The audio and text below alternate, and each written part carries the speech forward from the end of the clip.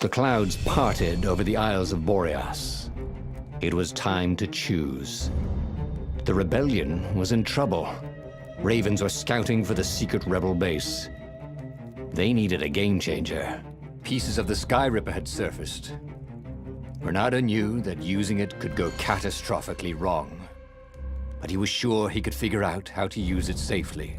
Also, a temple had risen out of empty desert. The Iblis Stone was hidden there. It was a dangerous artifact.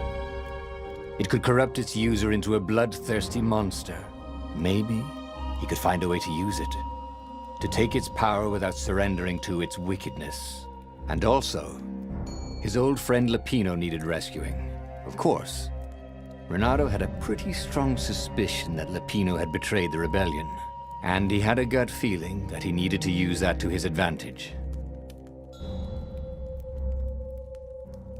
Reynardo finally realized that Lapino was a traitor to the cause, and maybe Reynardo could use that somehow.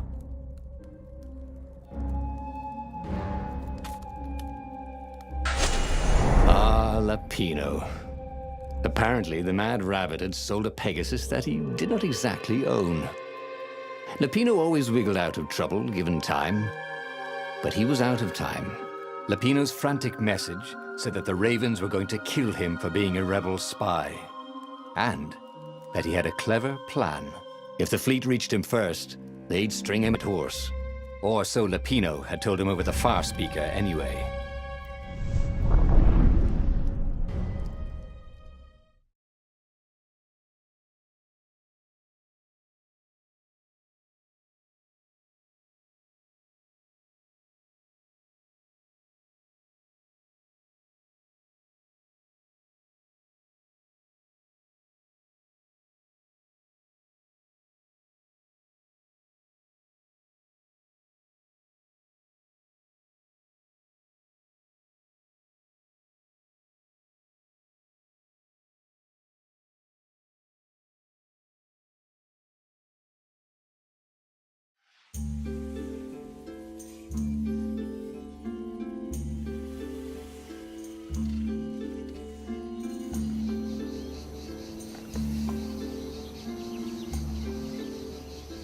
Lapino had apparently managed to confuse the judge by arguing that he hadn't actually stolen a winged horse. He'd only sold it.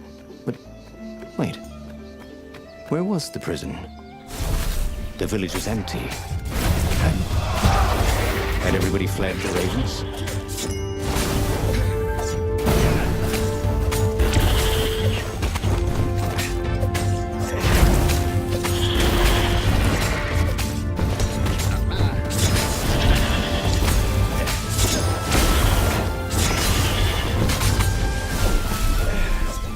People were frightened these days. Just 2 weeks past, Reynardo had sneaked through an empty town and listened to the Ravens caw about the Emperor's new taste in ritual sacrifice.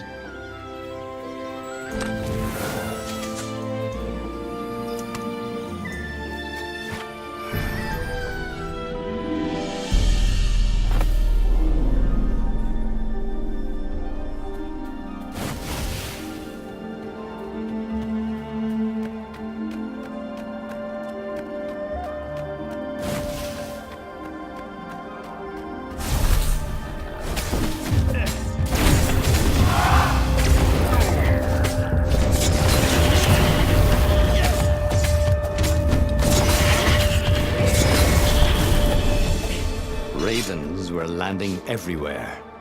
The advance guard. He'd better get moving. If they got to Lapino first, they'd eat him for breakfast. Or a snack. Ravens weren't picky. If they got hungry, they sometimes forgot to interrogate their prisoners. Even top spies like Lapino. Well, unless he really was a traitor, obviously. Then they'd probably pin a medal on his chest.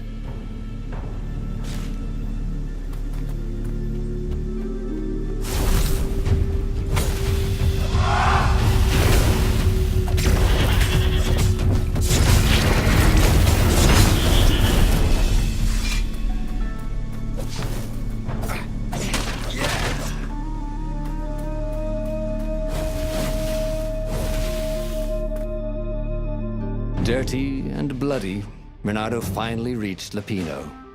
The rabbit was practicing his shuffle. Renato recognized the cards. It was Lapino's favorite deck. Oh, I thought you were in danger. I am. The ravens are coming. Oh, the prison thing.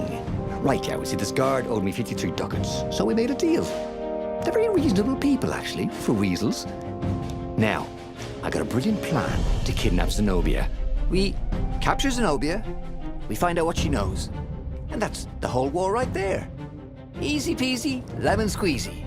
Capture the Emperor's greatest general, who happened to also be a deadly sorcerer, and, oh, his only daughter? That would be worth it. And it would be nice to see her. He'd always had a soft spot for her. And he felt sure she had one for him. On the other hand, he could still get to the core of the Sky Ripper, even if he couldn't get the whole thing. It must have great power.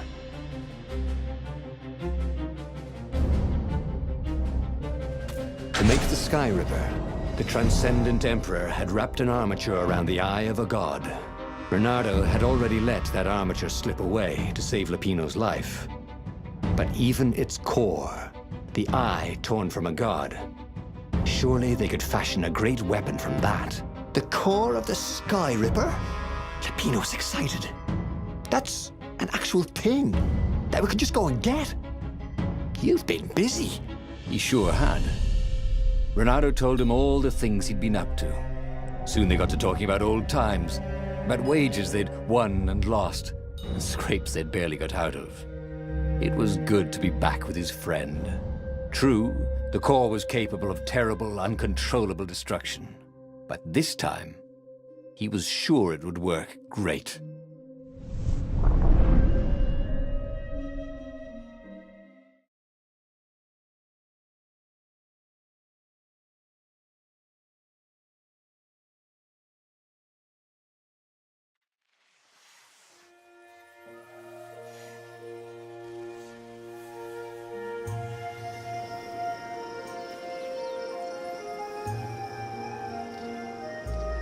It's beautiful here, thought Renato.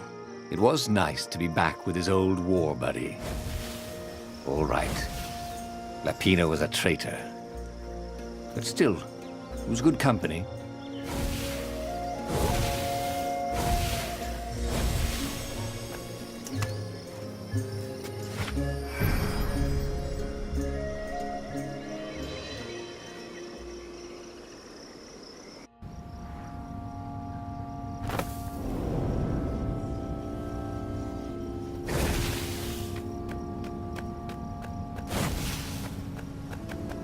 There was something sour in the air. Like the earth had ruptured over something that had been fermenting for a very long time.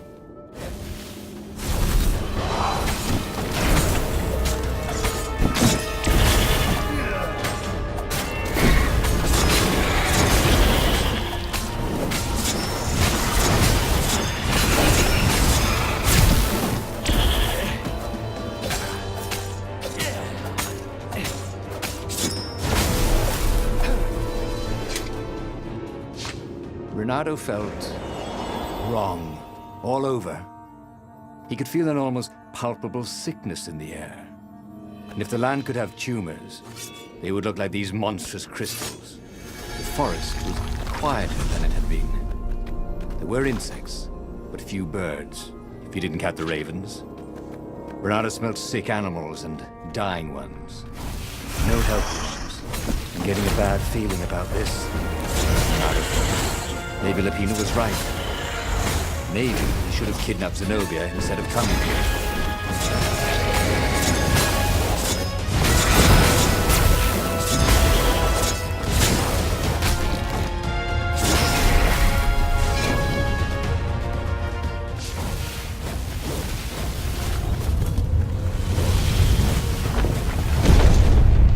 As he held the radiant icosahedron, Renato felt queasy, like dozens of tiny worms were nibbling his insides. It wasn't healthy to be so close to the eye of a god. How could he use it? He could take it to the observatory. The scientists there could tell him how to harness its ancient power. But honestly, Reynardo ached to get away from it. He brought the core back with him to the Farfarer. But honestly, Reynardo ached to be rid of it. "Tell you what," said Lupino. "I'll take it to the observatory. You attack the Imperial outpost." The Imperial outpost was a vital communications node. Taking it could shatter the Empire's ability to coordinate.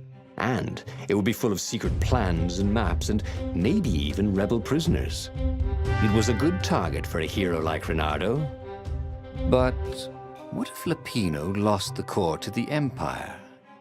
That could be a good thing, couldn't it? Was Reynardo ready to take that risk? Maybe it was better if he brought the core to the scientists himself.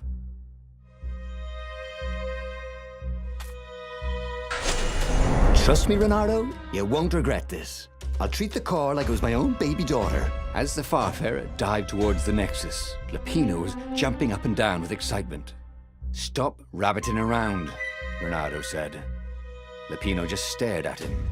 The moment the ship landed, Lupino leapt off the ship.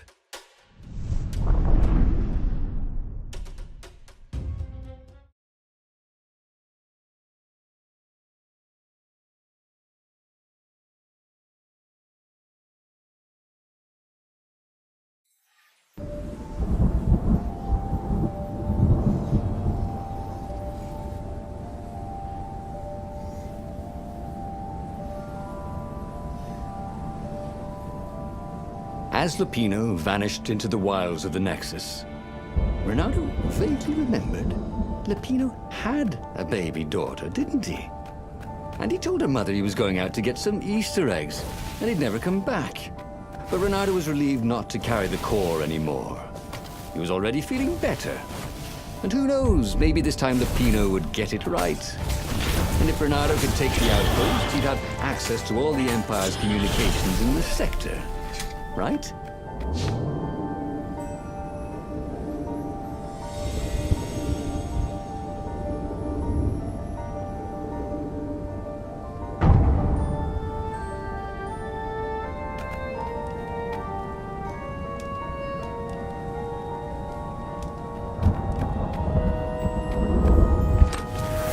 Reynardo checked for a false compartment. Nope.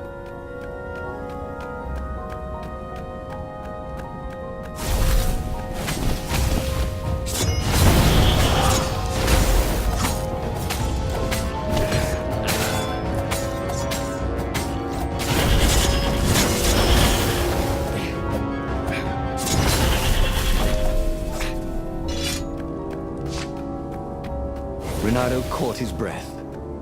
His joints still hurt, but he couldn't feel the poison in his system anymore. He'd let the armature slip out of his hands to save his friend Lupino. Of course he had to let Lupino take the core. The rebellion needed every man doing his duty. And the rabbit would be no good taking on an Imperial outpost, right? Reynardo had rescued Lupino because he was an old friend. And then he'd sent him off with the poisonous core. And he'd probably bungled the mission, too. What had they been thinking? That he'd have a romp at the Imperial outpost?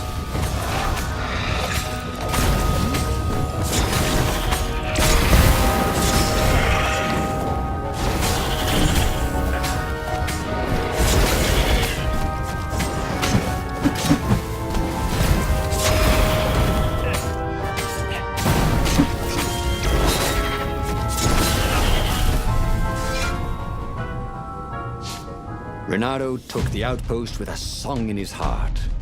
Soon, he was stuffing his sack with key messages from and to the fleet. Then the Farspeaker Toad chortled a new message. The observatory had been sacked by ravens. Lupino and all the scientists had been taken to the mountains. Why? Why had he trusted Lupino again? And now the Empire had the core. Reynardo hailed the rebel base to warn them. But their Farspeaker didn't crouch back. Was the base under attack too? Lupino would have to wait. The core would have to wait. Reynardo had a very bad feeling that something was going terribly wrong at the rebel base. Its location was secret, but secrets can be discovered.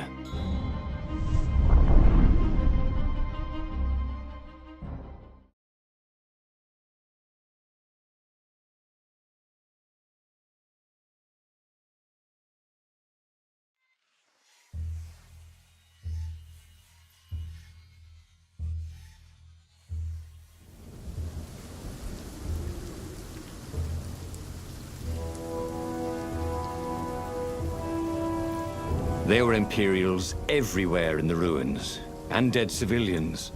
The Ravens were killing everything in sight. Reynardo was relieved to see no rebels among the dead. Maybe the secret base was still secret, but there were huge burn marks on buildings. What monstrous weapon was the Empire using here?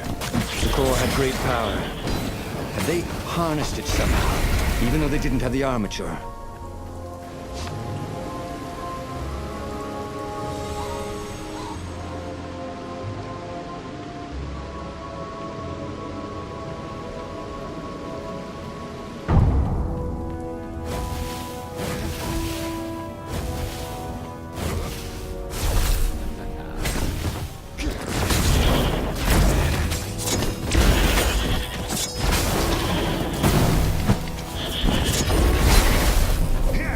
Even if Reynardo could rescue the secret base, then what? Without the Sky River, he'd still lose the final battle.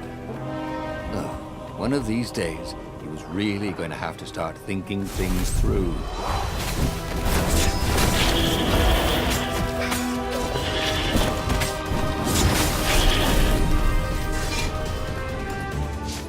He could smell charred flesh and hear screams.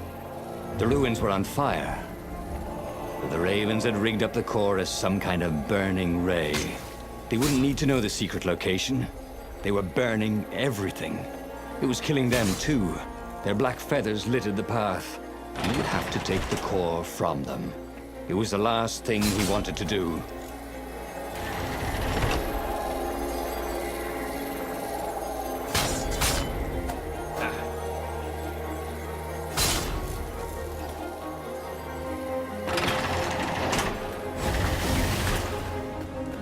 The rebel base seemed quiet. That was good. Also, it seemed to be burning. That wasn't so good.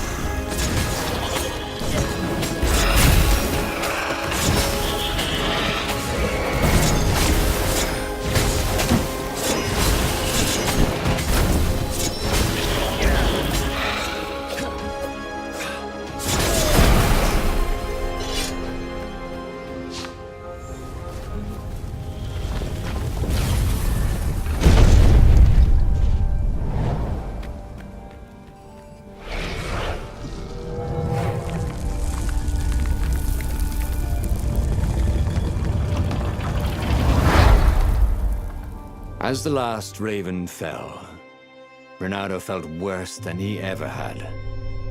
The core was killing him, again. The council members cautiously came out into the smoke.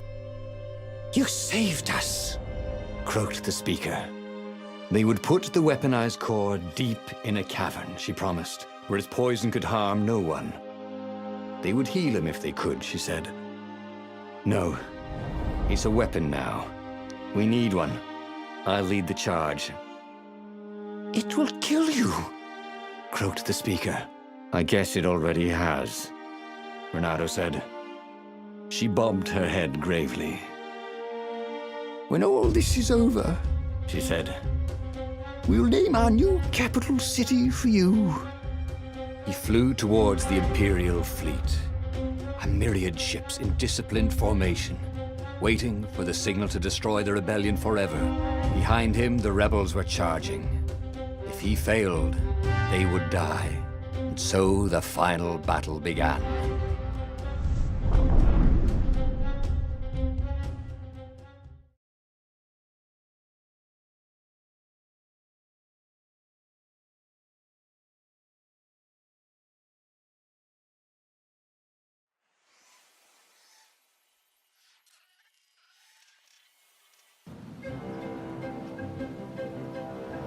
Everything hurt. It was unpleasant to fight this way. With each blow he struck with his sword, he felt weaker. Yet each time the core fired, it got brighter. As if the heat from the burning ravens and buildings only fed its hunger. He wondered where Lupino was. Wasn't he supposed to be in the battle? No. He'd been captured, hadn't he? Oh, Reynardo's mind was smoky now, like the burning fleet. He hoped this wouldn't take long.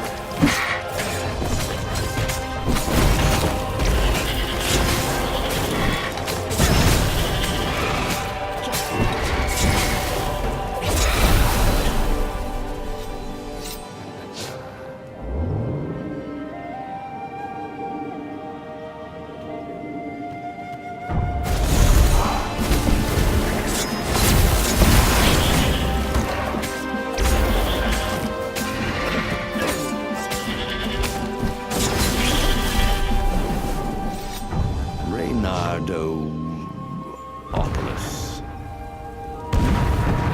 Vulpus Major. Lando Nardo. If they were going to name a capital city after him, well, he just wished he had a better name. Where was Lupino? He missed Lupino's bitter outbursts. Or did he? Lupino had gotten him into this mess, hadn't he? The core was a wonderful weapon. It swept fire across the fleet. Ravens exploded in its gaze, and with every heartbeat it grew brighter. So he would die. But he would die every inch a hero. Spectacularly, changing history, like the legendary heroes of lore. Or was it yore? I couldn't remember anymore.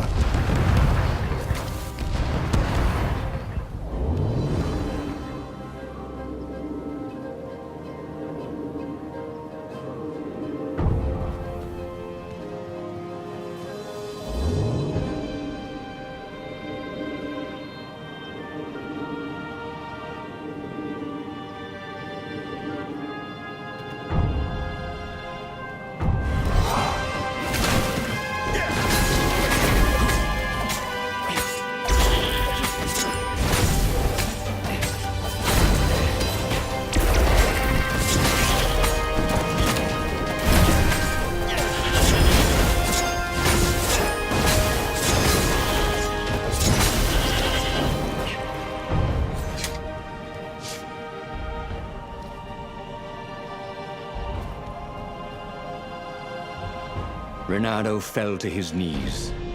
The Emperor's bodyguards were lined up before his ship. Fierce ravens, all.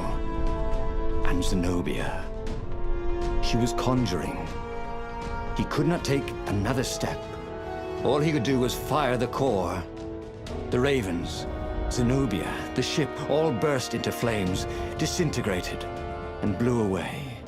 So they had one, after all. The core grew brighter. He shielded his eyes, but he could still see it through his sleeves and through the flesh of his arm. And then he felt heat, as the fire grew to consume both fleets. And then he felt nothing.